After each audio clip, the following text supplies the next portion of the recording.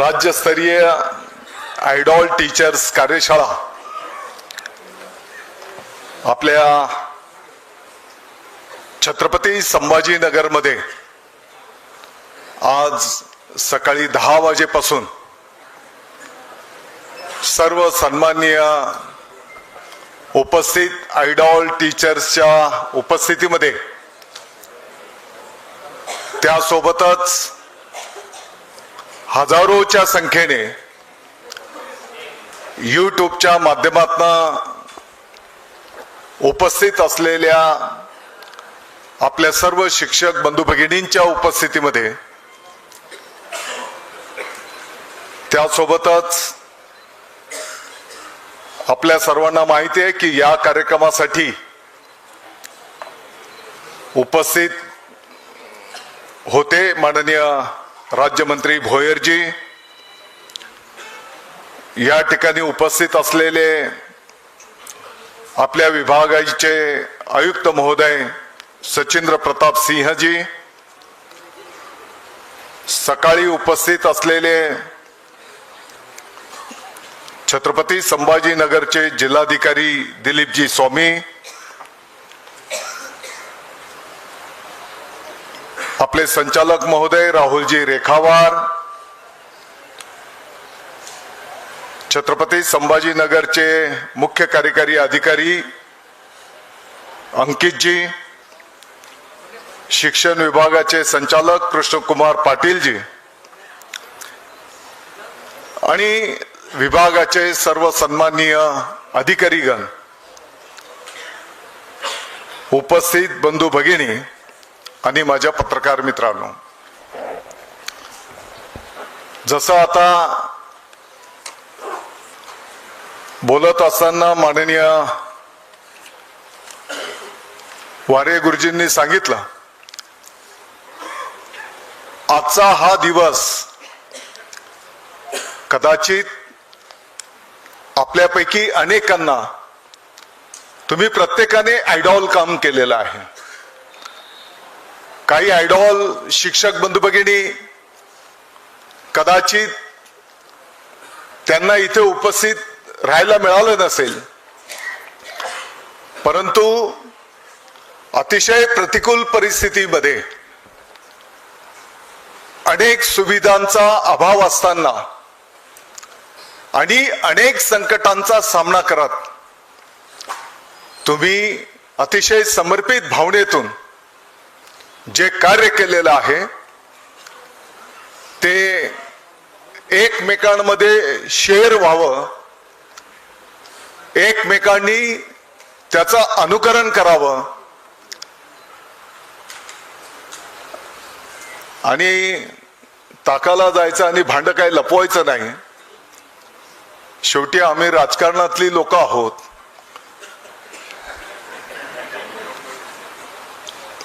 तुमचा जे काही त्याग आहे, तुमचा जो काही अनुभव आहे, तुमचं जे काही कौशल्य आहे, आता ते येणाऱ्या काळामध्ये त्या शाळेपुरतं मर्यादित न राहता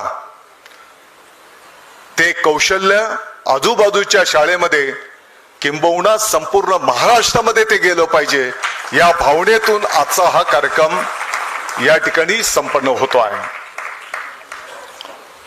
आयुक्त महोदय, पाठीमागच्या काळामध्ये कृषी मंत्री पदाची जबाबदारी एक कार्यकर्ता म्हणून त्या काळात देण्यात आलेली होती आणि त्या काळामध्ये जेव्हा शेतकरी बांधवांशी आम्ही संवाद साधायचो, महाराष्ट्रव्यापी कुठे अडीअडचणी आल्या, जेव्हा तिथं जायचो आणि त्यांच्याशी संवाद साधताना मग शेतकऱ्यांमध्ये एक भावना असायची की बाबा हे तर राजकारणी लोक आहेत,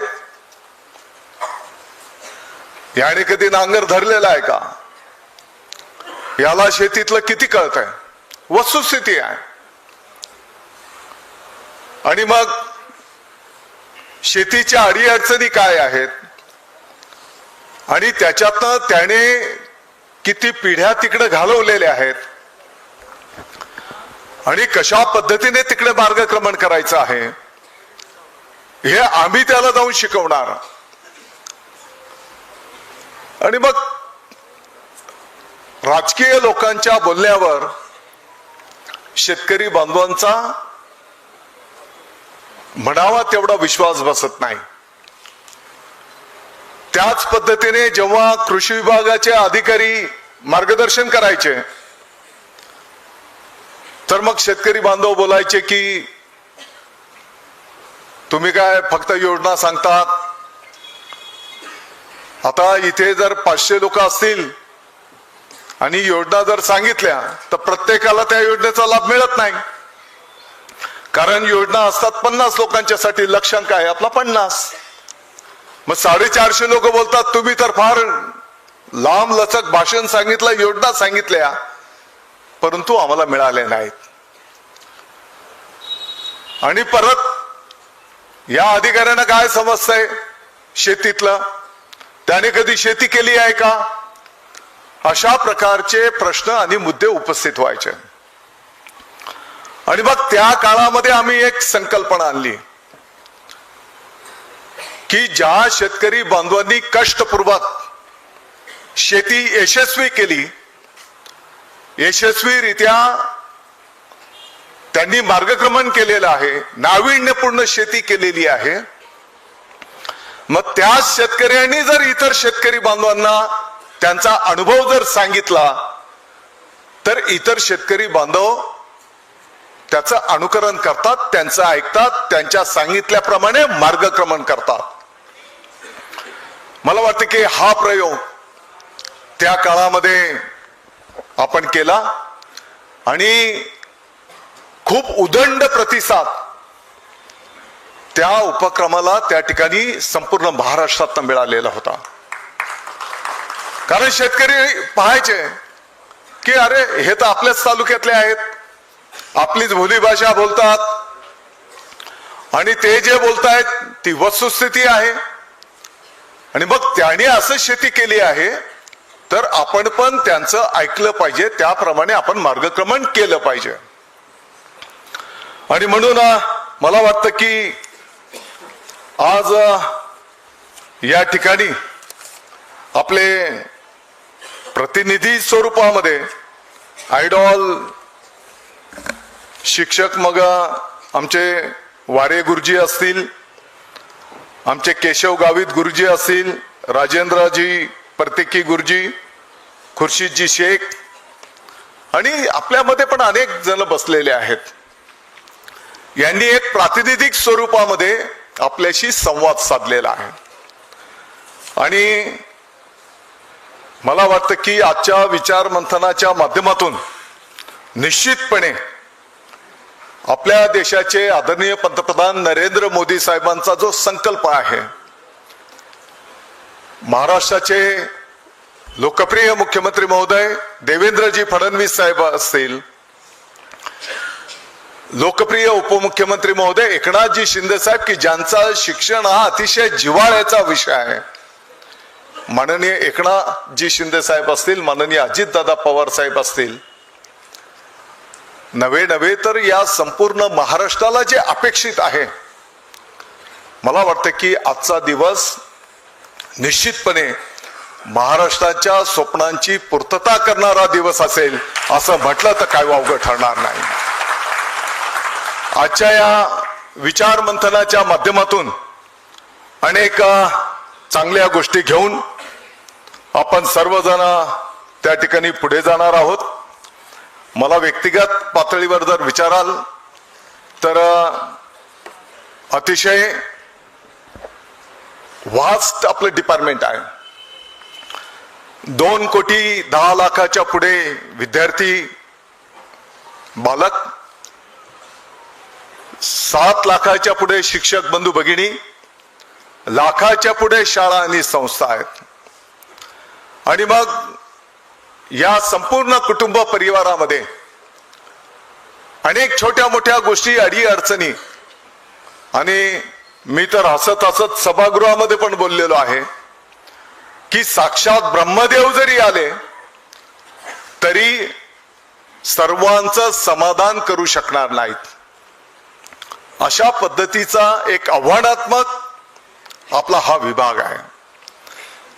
हा एकीकडे विषय असला तरी दुसरीकडे मी असं समजतो की हे एक पवित्र आणि पुण्याचं काम करण्याची संधी परमेश्वराने आपल्या हातामध्ये त्या ठिकाणी दिलेली आहे. आपल्या विभागाचं ब्रीद आहे राष्ट्र प्रथम, नेशन फर्स्ट. गुणवत्तापूर्ण आनंददायी शिक्षण देणं, शब्दछल काही असतील, त्याच्यासोबतच शिक्षण भाकरीचे, शिक्षण राष्ट्रीयत्वाचे, ही थीम घेऊन आपल्याला त्या ठिकाणी काम करायचं आहे. मला माहिती आहे अडी अडचणी खूप आहेत. अगदी आत्ताच लेटेस्ट गोष्ट म्हणजे माननीय सर्वोच्च न्यायालयाने टीईटीच्या संदर्भातलं केलेला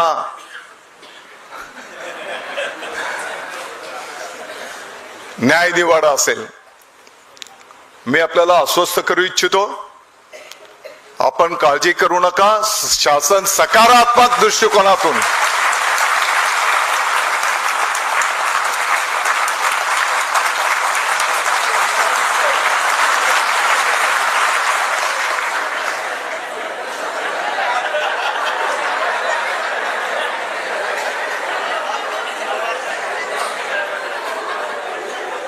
तुमच्या सर्वांच्या पाठीमागे खंबीरपणे उभं राहील. मला माहिती आहे की खूप अडी अडचणी आहेत. आता आपण जेवढ्याही शाळा बघितल्या त्याच्यामध्ये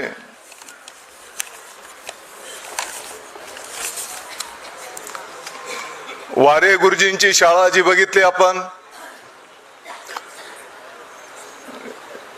ते पहिले आपले षटकोनी शाळेचं सर्व शिक्षा अभियान अंतर्गत तीच शाळा होती, आहे का नाही? मला वाटतं की 40-50 घरांचं गाव असलेल्या, आहे का नाही, वस्ती असलेल्या गावाची ती शाळा. परंतु जगाच्या पाठीवर एक क्रमांक येतो, ही आपल्या सर्वांच्यासाठी अभिमानाची गोष्ट आहे. केशव गावित गुरुजींची शाळा, हिवाळीला पण भेट द्यायची संधी मला मिळाली. ती पण ती षटकोनी शाळा होती आणि षटकोनी शाळा पुरत नाही म्हणून केशव गावित गुरुजी आणि विद्यार्थ्यांनी ताडपत्रीमध्ये शाळा बांधलेली होती, ताडपत्री घालून. ती पण शाळा आदिवासी भागामधली शाळा. राजेंद्र पत्केजी गुरुजींची शाळा चंद्रपूर पालडो, म्हणायला गेलं तर दुर्गम भागातली ती पण शाळा. खुर्शीद शेख साहेब, मी पण फोटो काढून घेतला, कुठं गेलं म्हटलं बाबा उद्या ओळखायला पाहिजे कधी एखादा पिक्चर डायरेक्टर.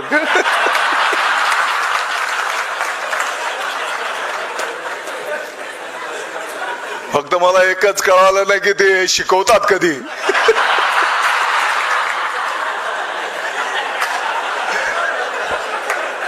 हसत खेळत शिकवतात.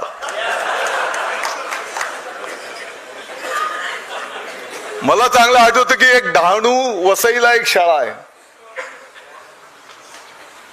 आपले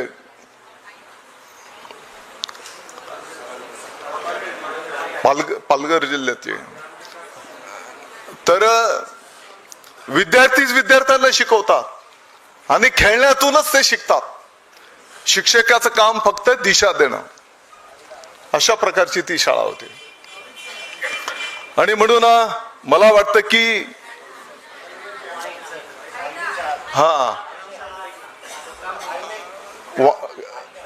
आईने ते सरांचं नाव पानसे सरांची शाळा, रमेश पानसे सरांची शाळा, आईना आणि विभागाची जबाबदारी दिल्याच्या नंतर ऐनापासून मग हिवाळीपासून सर्व शाळेला भेट द्यायला सुरुवात केली होती. तर मला असं वाटतं की या वेगवेगळ्या पद्धती आपल्या शिक्षण पद्धतीमध्ये त्या ठिकाणी निश्चितपणे आहेत. कोण किती काय बोलत असेल, परंतु ज्या पद्धतीने आपले सर्व शिक्षक बंधू भगिनी, कदाचित ते 20-30% तुम्ही काय होऊ शकते की पुढे पाठीमागे असतील, आणि हा सगळा प्रवास पाहिल्याच्या नंतर मला विश्वास आहे की ते 30% सुद्धा या महाराष्ट्राच्या विकासाच्या प्रवासामध्ये निश्चितपणे सहभागी होतील.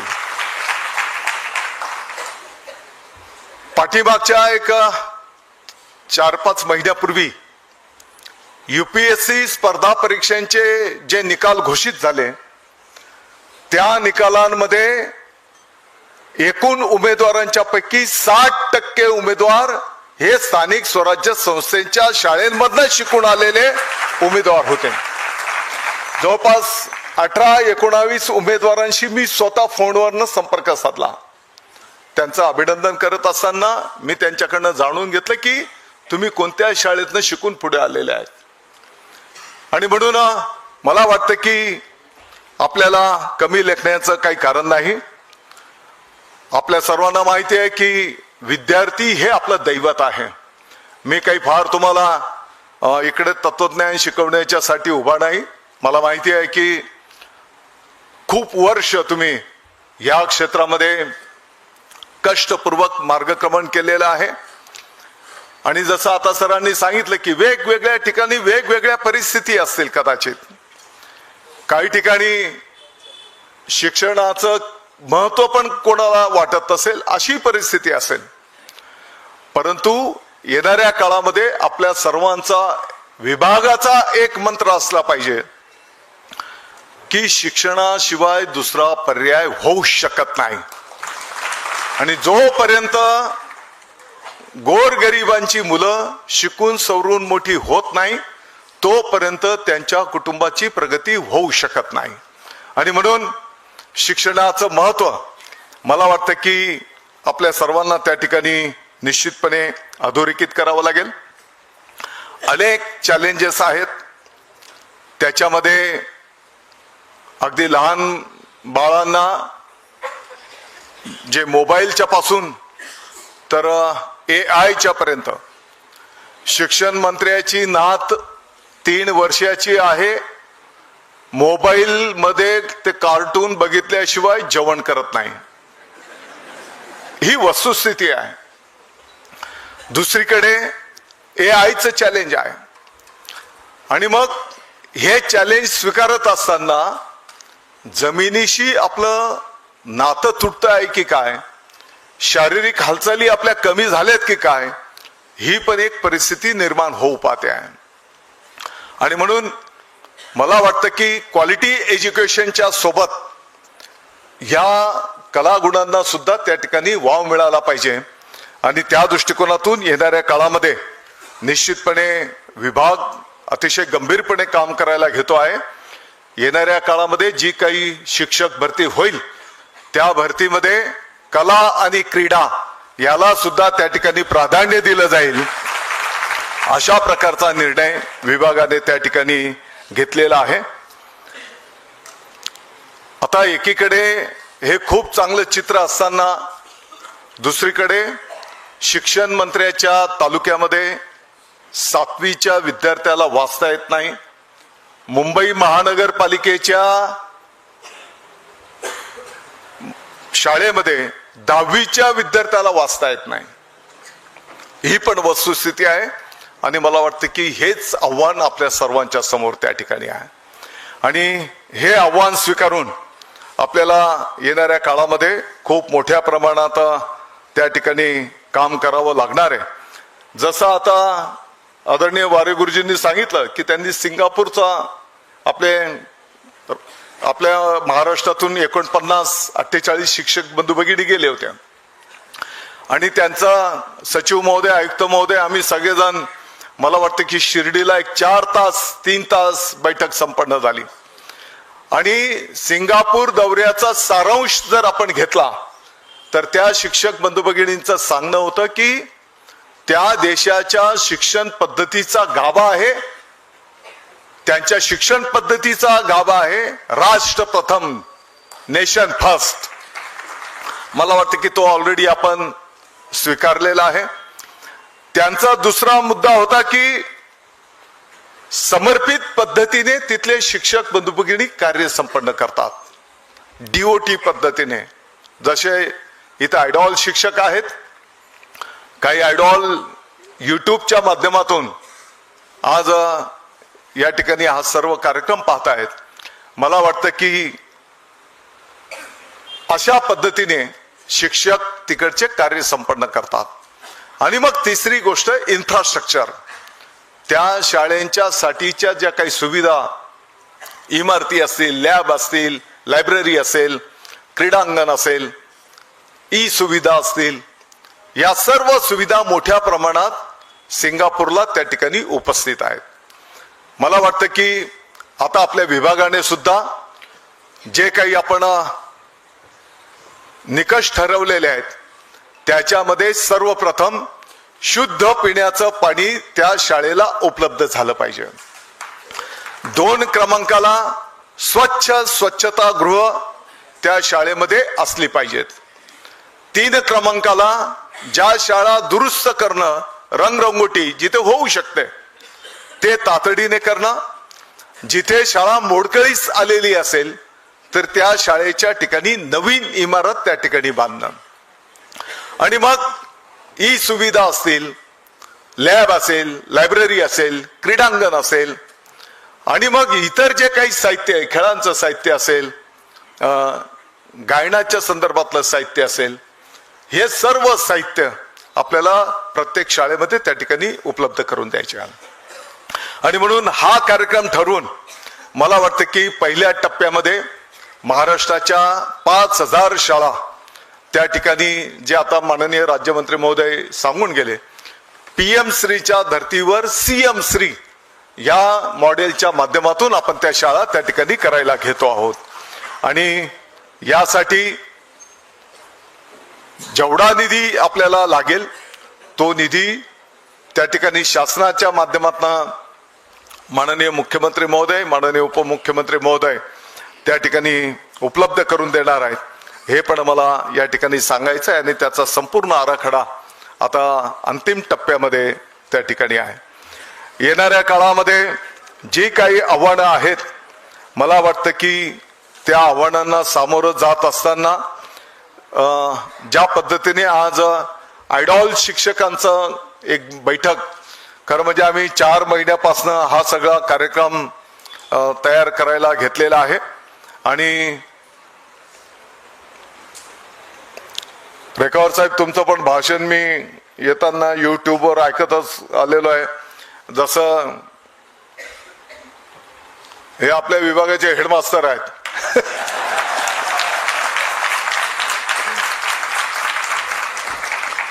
आनंदाची आणि योगायोगाची गोष्ट अशी आहे की जसं मी बोललो, मुख्यमंत्री महोदय, उपमुख्यमंत्री महोदय, मंत्रिमंडळ असेल, सर्व लोकप्रतिनिधी असेल, सन्मान्य खासदार आमदार महोदय, त्यांच्यापासून तर अधिकारी गण सुद्धा, मग आपले सचिव महोदय असतील, आयुक्त महोदय असतील, ते समोर आहेत म्हणून बोलायचा काही विषय नाही, संचालक महोदय असतील, तर मला वाटतं की एक, आणि एवढंच नाही तर संपूर्ण राज्याचे जिल्हाधिकारी महोदय असतील, CEO महोदय असतील, आपले शिक्षण अधिकारी गण असतील, आणि एवढेच नाही तर इतर विभागांचे अधिकारी गण सुद्धा आता शिक्षण विभागामध्ये एक टीम वर्क म्हणून काम करायला येऊ पाहत आहेत.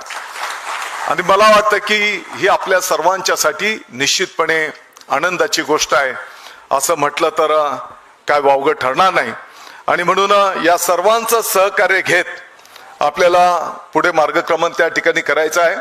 आज ज्या पद्धतीने आयडॉल शिक्षकांची बैठक संपन्न होते, येणाऱ्या काळामध्ये आयडॉल संस्थांची पण आपण बैठक घेणार आहोत. की ज्यांनी आता आपण व्हिजिट केली आणि हे कार्यालय ज्यांनी उपलब्ध करून दिलं त्यांचं पण मी आभार व्यक्त करतो. ज्या कॉलेज कॅम्पसमध्ये आपण गेलो होतो, सरस्वती भवन भुवन, तर मला वाटतं की अतिशय चांगलं नावलौकिक असलेली ती पण संस्था आणि शाळा आहे. तर राज्यव्यापी आपण अशा अनेक संस्थांचं पण एक बैठक त्या ठिकाणी घेणार आहोत आणि त्यांना पण आम्ही विनंती करणार आहोत की तुमच्या चांगल्या गोष्टी तुम्ही आम्हाला पण द्या आणि तुमचं पण सहकार्य आम्हाला त्या ठिकाणी लागणार आहे, की जेणेकरून इन लार्ज प्रमाणात जर आपण ही ड्राईव्ह जर आपण राबवला तर मला वाटतं की मोठ्या प्रमाणात आपल्याला रिझल्ट त्या ठिकाणी मिळतील. शाळा व्यवस्थापन समित्या त्यांचं सुद्धा आपण एक कार्यशाळा घेणार आहोत.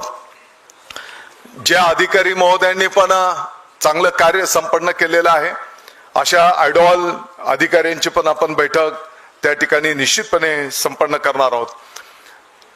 मला आज आनंद झाला की नकारात्मक दृष्टिकोनातनं कोणच बोललं नाही की आम्हाला खूप काम आहे. उलट आज असं बोललं गेलं की 365 दिवस शाळा चालते.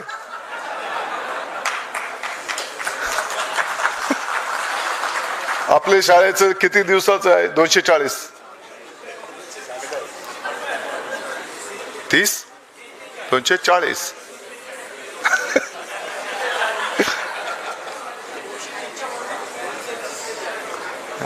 समितीने लगेच 40 ते 30 करायला घेतले. परंतु ठीक आहे 230 240, परंतु कुठलं नियम अमुक ढमुक बाजूला ठेवून 365 दिवस चालणाऱ्या पण शाळा आहेत ना आपल्या, त्या सर्वांचं टाळ्या वाजून आपण निश्चितपणे अभिनंदन केलं पाहिजे. केशव गावित गुरुजींना तर मला त्याच्या घरून फोन येतो की दादा भाऊ त्याला घरी पाठवायला सांगा. कुठं आहे?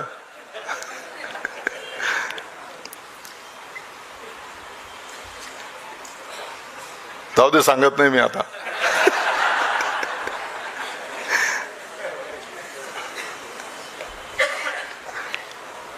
म्हणजे असे झपाटलेले पण लोक आहेत आपल्या विभागामध्ये. सगळ्यांनी जर असे झपाटलेपणा केला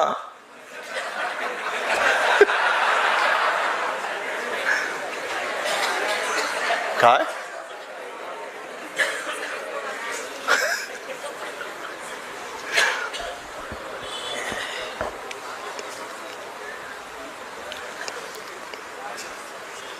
माझी आपल्या सगळ्यांना विनंती आहे, तुम्ही खूप चांगलं कार्य या ठिकाणी संपन्न केलेलं आहे.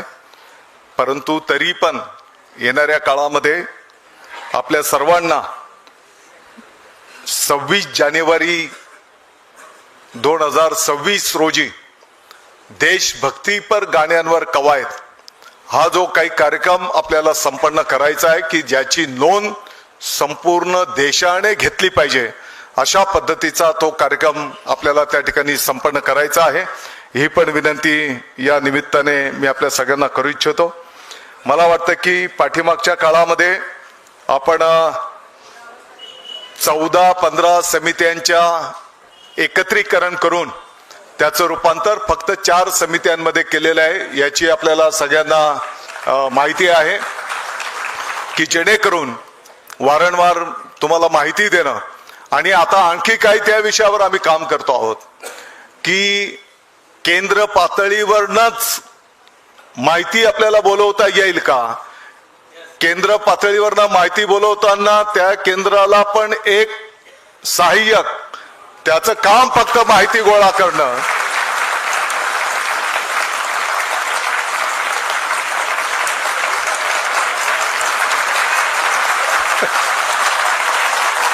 आयुक्त साहेब किती महत्वाचं आहे, जेवढ्या टाळ्या तेवढा विषय तो महत्वाचा.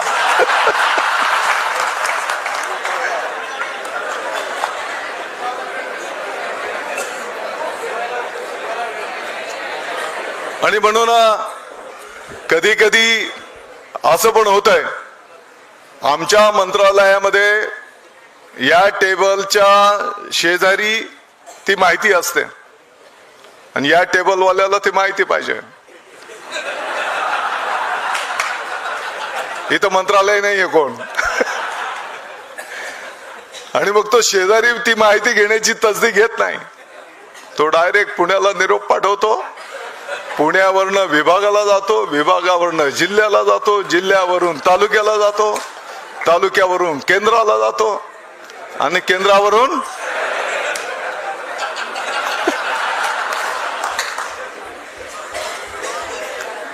पन्नास 75% माहिती शेजारीच आहे. आणि म्हणून शक्यतो ही सर्व माहिती ऑनलाईन करता येईल का याचा विभाग त्या ठिकाणी गंभीरपणे काम करायला घेतलेला आहे. मला वाटतं की लवकरच या विषयांवर आपल्याला रिझल्ट दिसतील. माझी आपल्या सगळ्यांना विनंती आहे, सर्व माध्यमांच्या शाळेमध्ये राष्ट्रगीताच्या नंतर त्याच सन्मानाने राज्यगीत गायलं गेलं पाहिजे. आपल्याकडे तर आहेच, परंतु मी अधोरेखित केलं सर्व माध्यमांच्या शाळेमध्ये. मला आपल्याला अतिशय आनंदाने सांगायचं आहे, एका 4-6 महिन्यापूर्वी आदरणीय केंद्रीय शिक्षण मंत्री महोदय धर्मेंद्रजी प्रधान साहेबांच्याकडे आम्ही सचिव महोदय, आयुक्त महोदय, संचालक महोदय आम्ही सगळेजण गेलो होतो. आपल्या काही अडीअडचणी, चांगलं केलेलं काम मंत्री महोदयांच्या समोर ठेवायला घेतलं. मंत्री महोदयांनी आम्हाला 20 ते 25 मिनिट दिलेले होते, परंतु त्या सर्व कामकाजामध्ये 2 तास मंत्री महोदयांनी आपल्या राज्याला दिले. मंत्री महोदयांनी काही कामाचं अभिनंदन केलं, काही चांगले सूचना आदेश केले. एक मागणी आपण 2 मागण्या केंद्रीय मंत्री महोदयांच्याकडे केल्या. त्याच्यातली एक मागणी केली, आपलं सर्वांचं दैवत, या देशाचं दैवत, की ज्यांनी या स्वराज्याची निर्मिती केली, छत्रपती शिवाजी महाराजांचा इतिहास देश पातळीवर शिकवला जावा.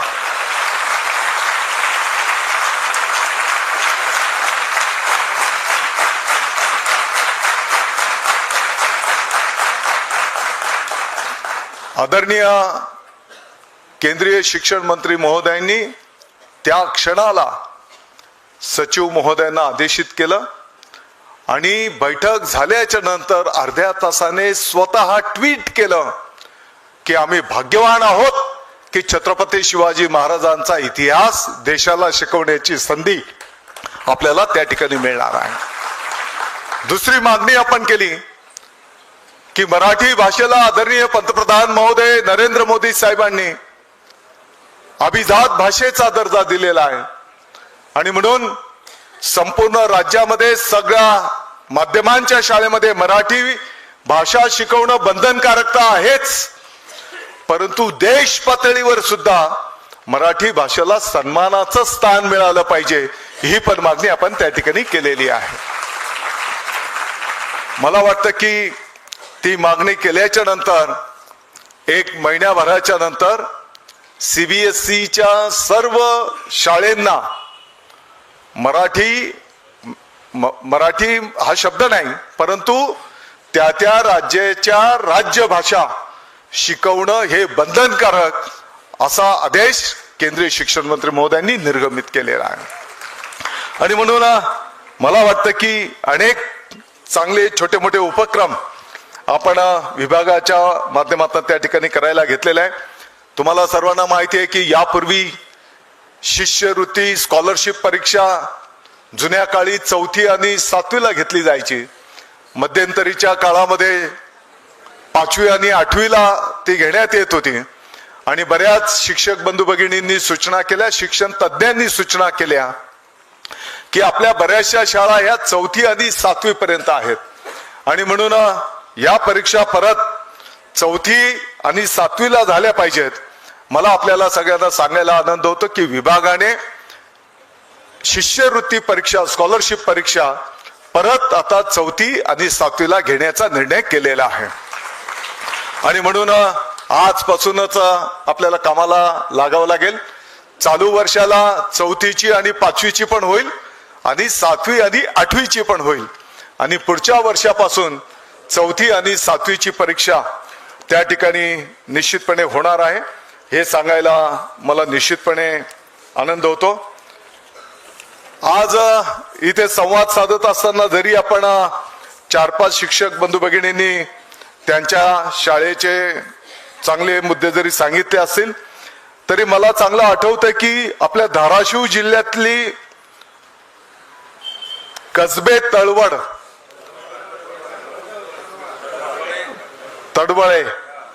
तडवळेची जिल्हा परिषदची आपली शाळा आहे की त्या शाळेमध्ये आजूबाजूच्या गावातले दर वर्षाला 100 ते 150 कुटुंब आम्हाला आमच्या पाल्यांना याच जिल्हा परिषदच्या शाळेमध्ये प्रवेश मिळायला पाहिजे आणि म्हणून भाड्याने घर घेऊन त्या जिल्हा परिषदच्या शाळेमध्ये शिक्षण देतात. अशा अनेक आपले शिक्षक बंधू भगिनी आहेत. आपली श्रीमती लक्ष्मीबाई जारन विद्या मंदिर आहे. मला वाटतं की कोल्हापूरची मनपाची शाळा आहे, महानगरपालिकेची शाळा. त्या शाळेमध्ये विद्यार्थ्यांना प्रवेश मिळायला पाहिजे म्हणून 1-2 दिवस लोक तिकडे मुक्कामालाच येतात की नाही आमच्या पाल्यांना याच ठिकाणी प्रवेश मिळाला पाहिजे. अशा अनेक आयडॉल शाळा आपल्या त्या ठिकाणी निश्चितपणे आहेत. मी जसं म्हटलं की शिक्षण भाकरीचे, शिक्षण राष्ट्रीयत्वाचे. आणि त्या दृष्टिकोनातून जसं आता जालिंदर नगर तुम्ही सर जे काही आता अगदी 3री, 4थी, 5वीच्या मुलांना ज्या पद्धतीचं आधुनिक शिक्षण आणि नुसतं शिक्षण नाही ते मुलं प्रत्यक्ष ऑपरेट करून दाखवतात ते विद्यार्थी. मला वाटतं की उद्याच्या त्यांच्या भावी जीवनामध्ये तो भारताचा नागरिक घडवत असताना तो स्वतःच्या पायावर खंबीरपणे उभा राहू शकला पाहिजे. त्याच्या कुटुंबाच्या उदरनिर्वाहाचं तो साधन निर्माण करू शकला पाहिजे. त्याच्या कुटुंबाची चूल पेटली पाहिजे. आणि खरं म्हणजे हेच छत्रपती शिवाजी महाराजांच्या जीवनाचा सार आहे. आणि त्याच पद्धतीचं शिक्षण तुम्ही जे द्यायला घेतलेलं आहे त्याचं अनुकरण संपूर्ण राज्यामध्ये आपल्याला त्या ठिकाणी निश्चितपणे करायचं आहे. एवढंच मी या निमित्ताने आपल्याला सर्वांना सांगू इच्छितो. मला वाटतं की विद्यार्थ्यांच्या आरोग्याच्या संदर्भामध्ये पण आपण आता हेल्थ कार्ड ही कन्सेप्ट घेऊन त्या ठिकाणी काम करायला घेतलेलं आहे. आरोग्य पत्रिका की जेणेकरून त्या लहान विद्यार्थ्याचं त्याच्या संपूर्ण आयुष्यामध्ये लहानपणाच्या पासून त्याच्या आरोग्याची जी काही पत्रिका असणार आहे ती त्याला त्या ठिकाणी उपलब्ध होणार आहे. आणि त्याच्या आरोग्याची तपासणी आपण येणाऱ्या काळामध्ये त्याच्या आई वडिलांच्या उपस्थितीमध्ये मला वाटतं की त्या ठिकाणी निश्चितपणे करणार आहोत. आणि जेणेकरून त्या विद्यार्थ्याचा जर काही सुखदुःखाचा विषय असला तर मला वाटतं की आपल्याला सर्वांना त्या ठिकाणी त्या आरोग्य पत्रिकेचा, हेल्थ कार्डचा निश्चितपणे उपयोग त्या ठिकाणी होईल हा विश्वास मी व्यक्त करतो. या कार्यक्रमाच्या निमित्ताने माझी आपल्याला मला माहिती आहे की आता समारोप पण आपल्याला करायचा आहे. आपल्याला लांबचा प्रवास महाराष्ट्राच्या कानाकोपऱ्यातून तुम्ही या ठिकाणी आलेला आहेत. परंतु माझी तुम्हाला या कार्यक्रमाच्या निमित्ताने विनंती असणार आहे. एकीकडे एक क्वालिटी एज्युकेशन देत असताना शासनाच्या काही योजना असतात. जसं आता गावित सरांनी सांगितलं की शाळेमुळे आता गाव सुधारणार आहे आणि गावाचा विकास शाळेमुळे होणार आहे. आणि म्हणून विद्यार्थ्यांशी संबंधित ज्या काही योजना आहेत, उदाहरणार्थ एकल पालक म्हणजे ज्या विद्यार्थ्याला फक्त आई आहे किंवा फक्त वडील आहेत तर त्याच्यासाठी सरकार अनुदान देत आहे, त्या विद्यार्थ्याला मदत देत आहे. जर आम्ही आमच्या वर्गामध्ये असं कोण विद्यार्थी आम्हाला माहिती आहे, सगळ्यांना माहिती आहे. मग त्याच्या जर कागदपत्रांची आपण पूर्तता करून दिली तर मला वाटतं की त्या विद्यार्थ्याला एक खारीचा वाटा हातभार लागणार आहे आणि हे पुण्याचं काम होणार आहे.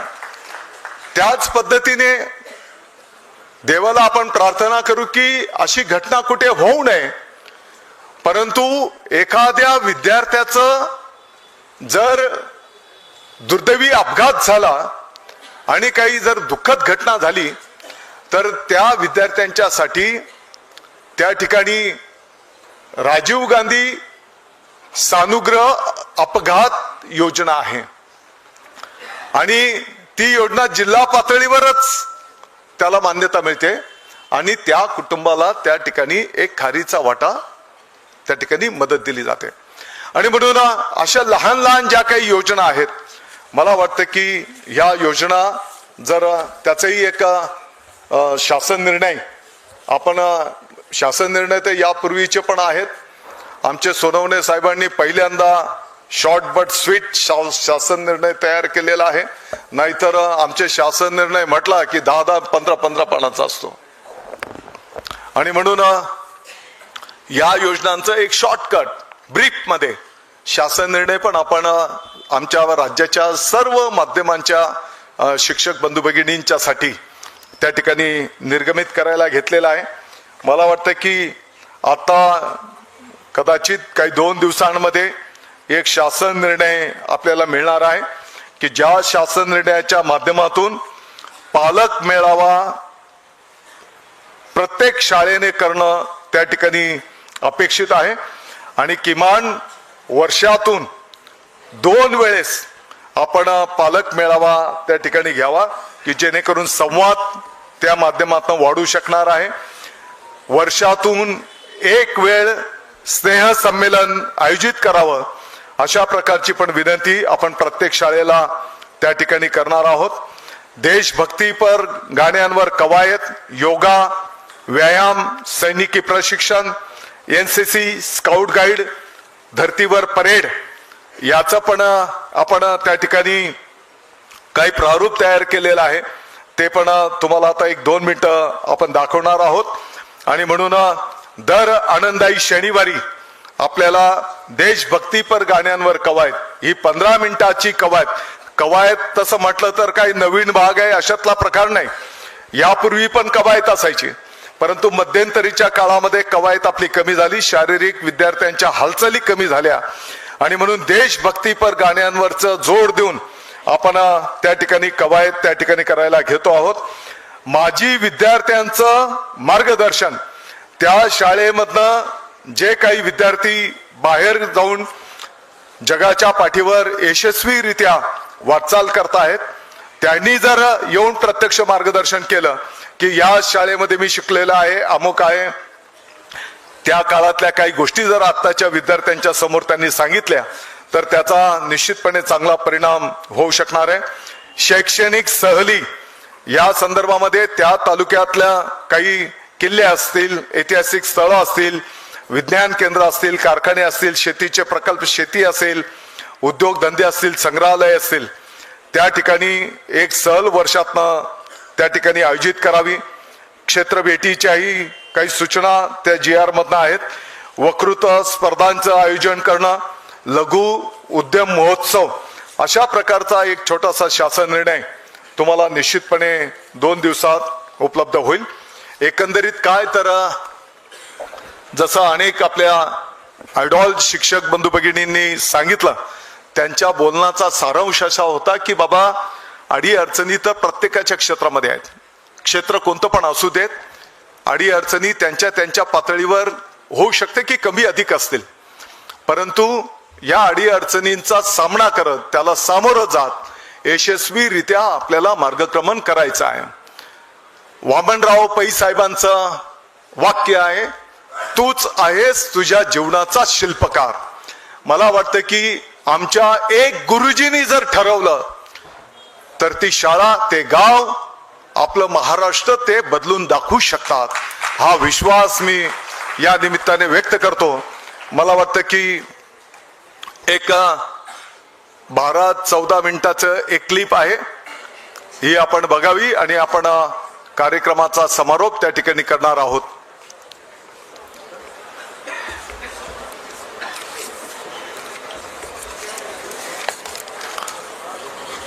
आयडॉल शिक्षक बंधू भगिनींना बसा बसा बसा.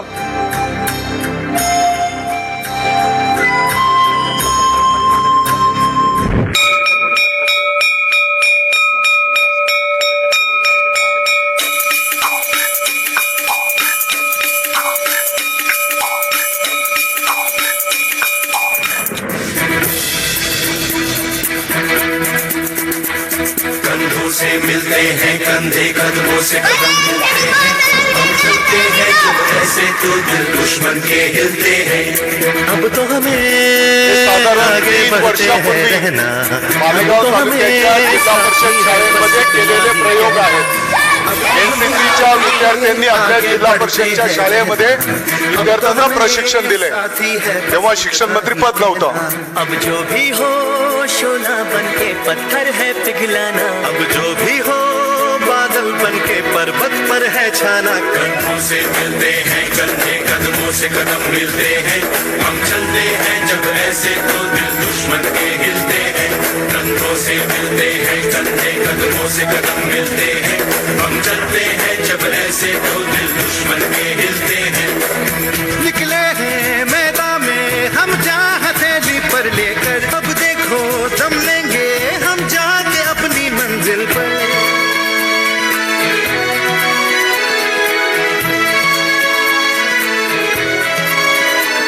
खतरों से हंस के खेलना इतनी तो हमें हिम्मत है, मोड़े कलाई मौत की इतनी तो हमें ताकत है. हम सरहदों के वास्ते लोहे की एक दीवार है, हम दुश्मनों के वास्ते होशियार है तैयार है. अब जो भी हो शोला बन के पत्थर है पिघलाना, अब जो भी हो बादल बन के पर्वत पर है छाना. से मिलते हैं कंधे कदमों से कदम मिलते हैं, हम चलते हैं जब ऐसे तो दिल दुश्मन के हिलते हैं. स्वच्छ भारत का इरादा इरादा कर लिया हमने, देश से अपने ये वादा कर लिया हमने. स्वच्छ भारत का इरादा इरादा कर लिया हमने, देश से अपने ये वादा कर लिया हमने. स्वच्छ भारत का इरादा कर लिया हमने, देश से अपने ये वादा कर लिया हमने. स्वच्छ भारत का इरादा इरादा कर लिया हमने, देश से अपने वादा कर लिया हमने.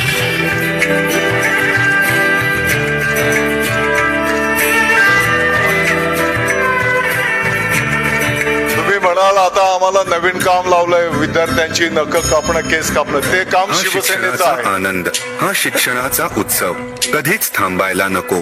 तर चला शाळेत जाऊया. महामहिम राज्यपाल महोदय शाळेच्या पहिल्या दिवशी विद्यार्थ्यांचं स्वागत करताना मुख्यमंत्री महोदय, उपमुख्यमंत्री महोदय, काळावर माती नशीब कोरून हाती, पाऊल घे जिंकायचे रण सारे.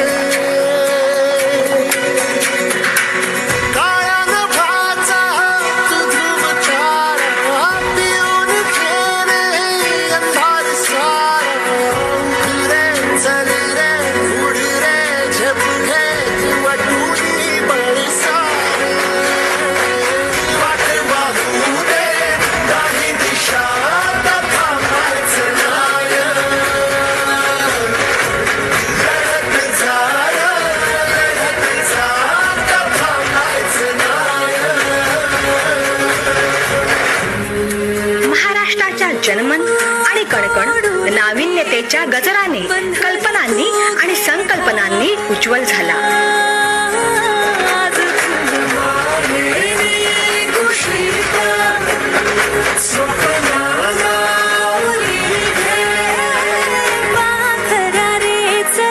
झेप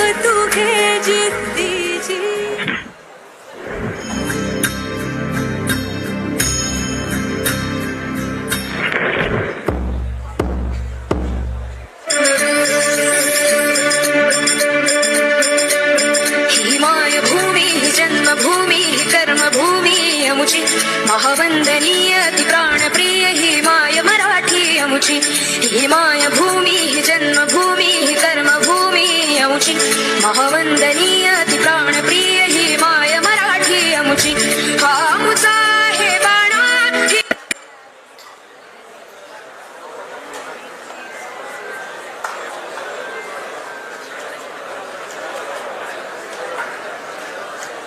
अरे चालू दे.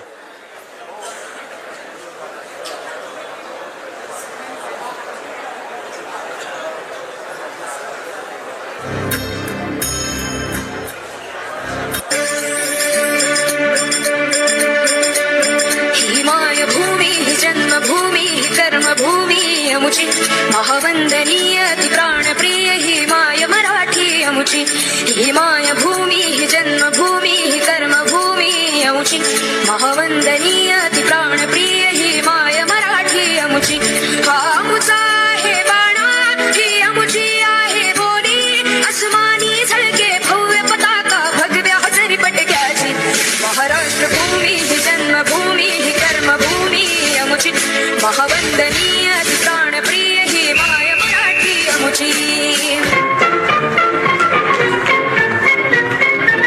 महाराष्ट्राच्या 55,000 शाळांमध्ये देशभक्तीपर गाण्यांवर कवायत हा कार्यक्रम 15 ऑगस्टला संपन्न झाला.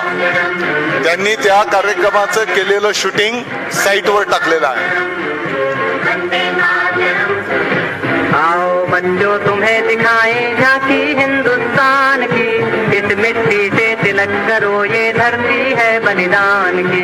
वंदे मातरम वंदे मातरम वंदे मातरम वंदे मातरम.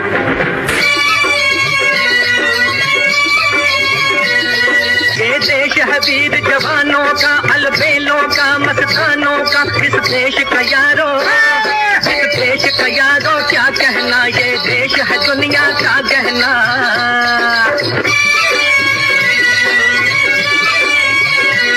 यह चौड़ी छाती वीरों की यह भोली शक्लें हीरों की. यह गाते हैं रांझे यह गाते हैं रांझे मस्ती में मचती है धूम में बस्ती में.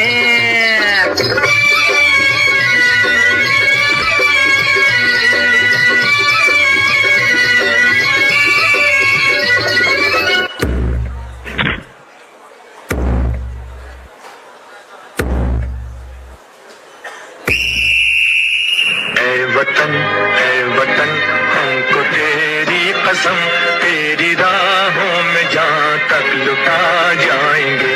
भूल क्या चीज है तेरे कदमों पे हम भेंट अपने सरों की चढ़ा जाएंगे.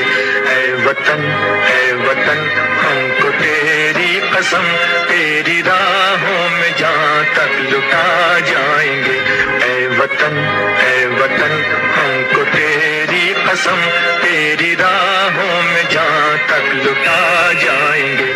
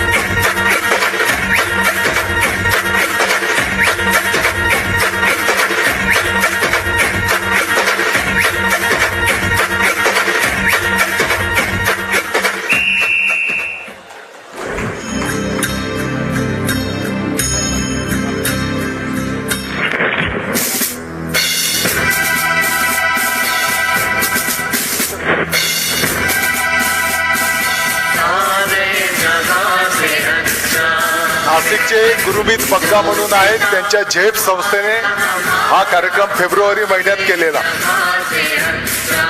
31,000 विद्यार्थी होते.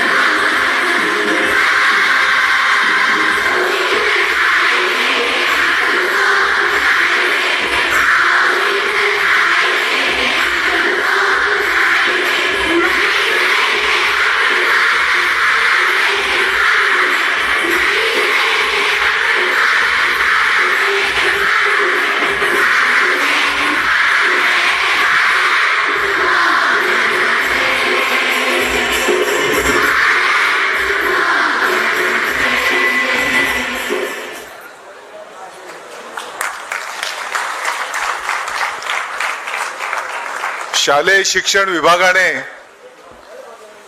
जो जिल्हा सर्वदूर जिल्हा पातळीवर शिक्षण क्षेत्रामध्ये चांगलं कामकाज करून दाखवेल, पहिल्या क्रमांकाचं 3ऱ्या क्रमांकाचं बक्षीस 2 कोटी रुपये, 2ऱ्या क्रमांकाचं बक्षीस 3 कोटी रुपये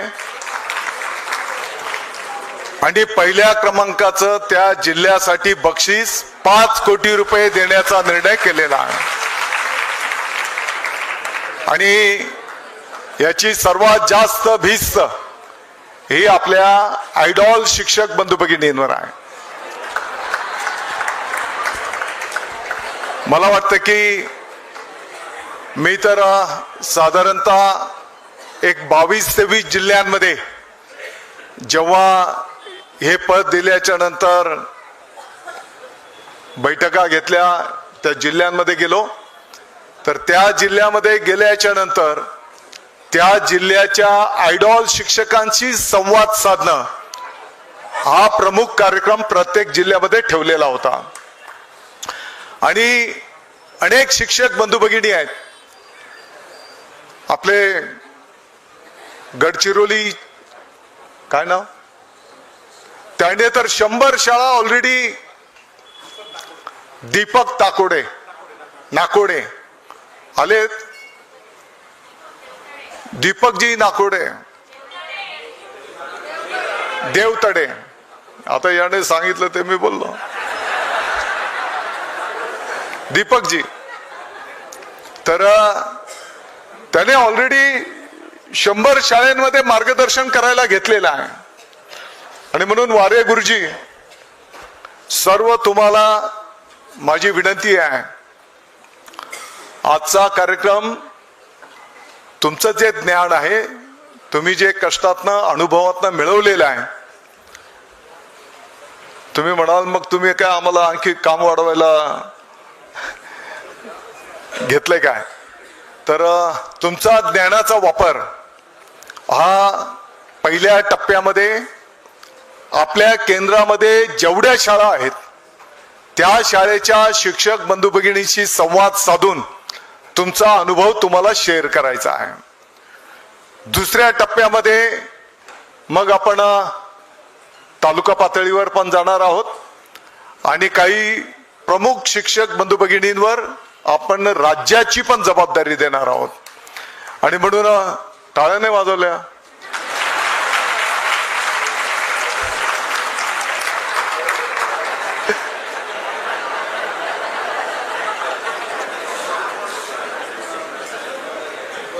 एकच वाक्यात सांगतो, तुमचे कष्ट वाया जाणार नाहीत.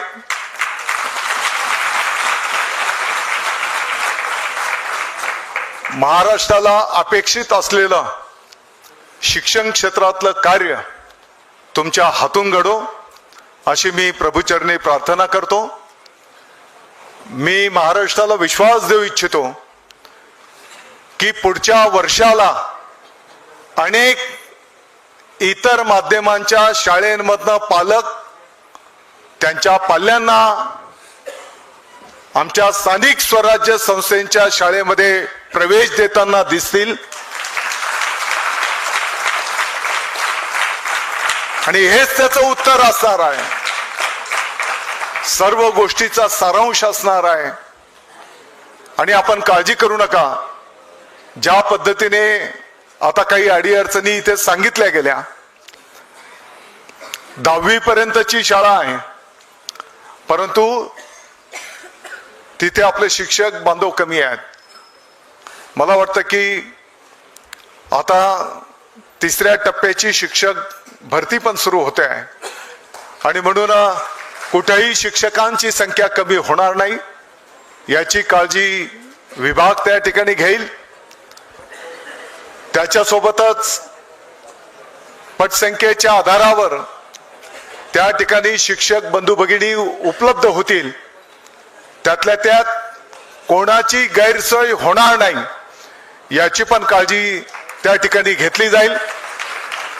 फक्त विनंती अशी आहे की त्यांची सोय झाल्याच्या नंतर त्यांची जबाबदारी पण वाढलेली त्या ठिकाणी असणार आहे आणि म्हणून आपण सर्वांनी यासाठी आपल्या राज्याला अपेक्षित असलेलं कार्य आपण सिद्धीस नेऊया.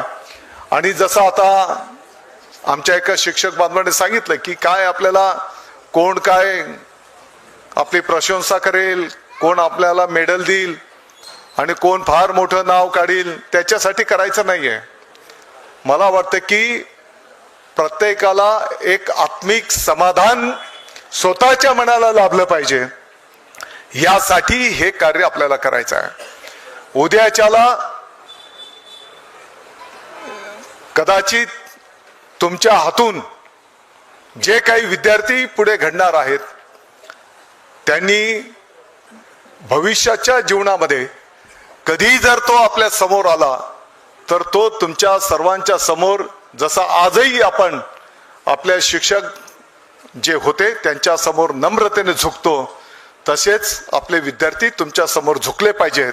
अशा पद्धतीने कार्य आपल्या सर्वांच्या हातून घडो एवढीच प्रार्थना परमेश्वराच्या चरणी करतो. काही छोट्या मोठ्या अडीअडचणी असतील तेही सोडवण्याचं काम प्रगतीपथावर आहे. पाठीमागच्या काळामध्ये सर्व संघटनांची बैठक घेऊन अनेक अडचणी समजून घेतल्या होत्या, संस्थेच्या पण अडीअडचणी समजून घेतल्या होत्या. काही 50% प्रश्न मार्गी पण लावलेले आहेत. आणि जसं मी बोललो, मला माहिती आहे की हा एंडलेस जॉब आहे, तरी पण जेवढं चांगलं करता येईल तेवढं आपण सर्वजण मिळून त्या ठिकाणी निश्चितपणे करूया, एवढंच मी या निमित्ताने सांगतो. महाराष्ट्राच्या कानाकोपऱ्यातून आपण सर्वजण आलात, तुमचं सर्वांचं स्वागत, तुमचं सगळ्यांचा आभार, तुम्हा सर्वांना शुभेच्छा. आणि परत जाताना आपण अतिशय शांततेने आणि सुरक्षिततेने घरापर्यंत जावं अशी मी आपल्या सर्वांना विनंती आवाहन करतो. धन्यवाद. जय हिंद, जय महाराष्ट्र.